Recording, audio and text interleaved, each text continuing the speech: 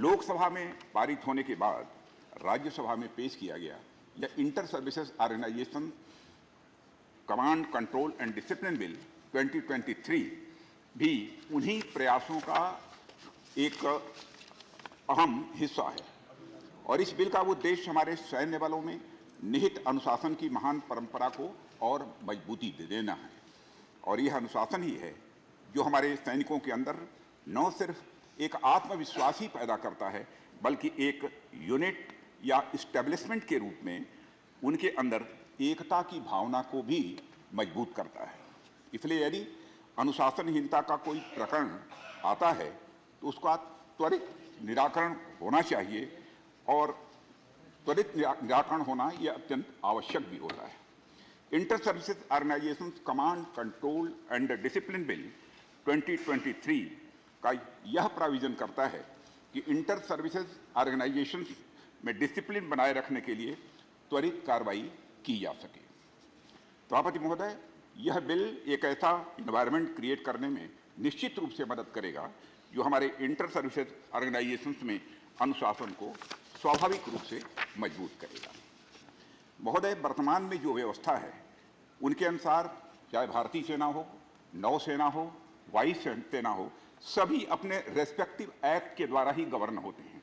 जैसे हमारा army act है 1950 का, एयरफोर्स एक्ट है 1950 का और इंडियन नेवी एक्ट है ये 57 का। इसी के तहत बनाए गए जो रूल्स और रेगुलेशंस हैं उन्हीं के अनुसार सारी चीज़ें गवर्न होती हैं। इस एक्ट के तहत कमांडर इन चीफ या ऑफिसर इन कमांड अपनी डिसिप्लिनरी या एडमिनिस्ट्रेटिव पावर्स का प्रयोग अपनी ही सर्विस के पर्सनल पर वह कर सकते हैं। अब तक का यह प्रोविजन है। उन्हें दूसरी सर्विसेज से संबंधित पर्सनल जो उनके संगठन में कार्य कर रहे हैं पर डिसिप्लिनरी या एडमिनिस्ट्रेटिव पावर्स का प्रयोग करने का अभी तक अधिकार सभापति महोदय प्राप्त नहीं है। ऐसे प्रोविजन से इंटर सर्विसेज ऑर्गेनाइजेशंस में स्वाभाविक रूप से कई बार समस्याएं खड़ी होती हैं, खासकर तब जब किसी इंसिडेंट में विभिन्न सर्विसेज के पर्सनल इन्वॉल्व होते हैं और उन पर डिसिप्लिनरी या एडमिनिस्ट्रेटिव एक्शन के लिए इंटर सर्विसेज ऑर्गेनाइजेशंस में कार्यरत पर्सनल को उनके पेरेंट सर्विस यूनिट्स में वापस भेजने की आवश्यकता पड़ती है। यदि कार्रवाई करनी है तो फिर उनको अपने पेरेंट ऑर्गेनाइजेशन में भेजना पड़ता है। ऐसी स्थिति में पूरा प्रोसेस न केवल टाइम कंज्यूमिंग होता है बल्कि इसमें पर्सनल की आवाजाही के कारण अधिक धन का भी व्यय होता है।